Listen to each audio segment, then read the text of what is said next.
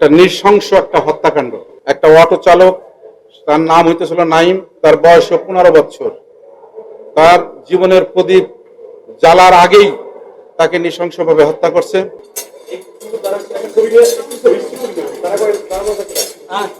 মামলাটা হলো একটা নৃশংস একটা হত্যাকাণ্ড। আসামি এই মামলার আসামি 3 জন, রাষ্ট্রপক্ষ সর্বমোট 18 জন সাক্ষী বিজ্ঞ আদালতে উপস্থাপন করছে। সকল সাক্ষী এবং এই আসামিদের স্বীকারোক্তি আছে। এই আসামিরা একটা নৃশংস হত্যাকাণ্ড ঘটাইছে। একটা অটো চালক, তার নাম হইতেছিল নাইম, তার বয়স 15 বছর। তার জীবনের প্রদীপ জ্বালার আগেই তাকে নৃশংসভাবে হত্যা করছে। তবে এর রায়ে আমরা অত্যন্ত সন্তুষ্ট। তাকে এই 2 জন আসামিকে, আসমত এবং সাগর, এই 2 জন আসামিকে বিজ্ঞ আদালত যাবজ্জীবন সাজা দিচ্ছে। চেয়ারম্যান ফোন দিয়েছে থানায়, করলো যে একটা গাড়ি পাওয়া গেছে।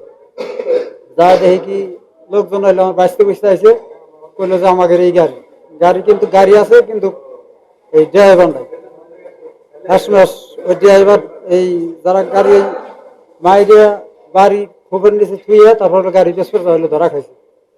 ধরা খাই হইলে তারপরে যে মারপিট করার পরে তাও দেখা দেয় না, মারপিট করার পরে তারপর হলো ফেসনাতির হরগাই খায়, সেই হরগাই খায় টাইরে তারপর হলো যাই ওরা দেখাই দিছে। এই আজকে রায় হইলো যাবজ্জীবন, কিন্তু ফাঁসি হইলে আরো খুশি হইতাম।